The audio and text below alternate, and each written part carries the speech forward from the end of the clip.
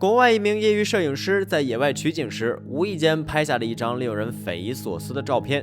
一只苍鹭从天空飞过时，脖子上拖拽着一个树棍状的活物。镜头拉近一看，居然是一条蛇鳗正从苍鹭的体内钻出。那么，蛇鳗被苍鹭吞下后，为何能完好无损地钻出来呢？这种动物到底有多恐怖？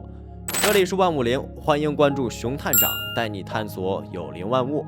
首先，我们来说说蛇鳗到底是什么。蛇鳗光从名字就可以得知和蛇很相似，它的身体呈长蛇状，身体长达2米左右，是一种凶狠的食肉性鱼类，喜欢躲藏在泥沙中，主要分布在大西洋地区。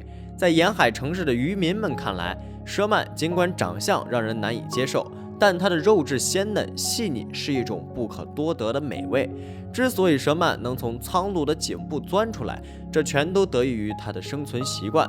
蛇鳗喜欢潜伏在泥沙中，利用长蛇状的身躯加快袭击猎物时的速度，并在受到威胁时能够使用锋利的尾部挖洞躲藏。所以，当它躲避失败被天敌一口吞下时，就会故技重施，像在泥沙中打洞一样快速钻孔。这样就会使吞下它的天敌痛不欲生，直到最后身体被蛇鳗钻出一个洞。除了苍鹭，蛇鳗还有一个天敌，那就是黑鲷鱼。根据调查发现，大量的黑鲷鱼标本体内存在着石化的蛇鳗，这也就意味着黑鲷鱼将蛇鳗吞进肚子后，有的蛇鳗可以利用打孔技术成功逃离，但有一部分蛇鳗就没有那么幸运了，只能在黑鲷鱼体内窒息而死了。那么，被蛇鳗钻孔的苍鹭还能存活吗？苍鹭普遍体长1米左右，体重约在4斤，经常在水面上翱翔，伺机捕食猎物。外形酷似天鹅，是一种比较常见的鸟类，遍布全球各地。在我国北方的沼泽地，也时常能见到它的身影。在苍鹭的世界里，几乎是不挑食，什么都敢吃。这也就是为什么蛇鳗能在它体内的原因了。根据摄影师拍摄的图片可以观察到，蛇鳗是从苍鹭身体最薄弱的位置钻出来的，这也就意味着这只倒霉的苍鹭被蛇鳗从体内钻出后就很难存活了。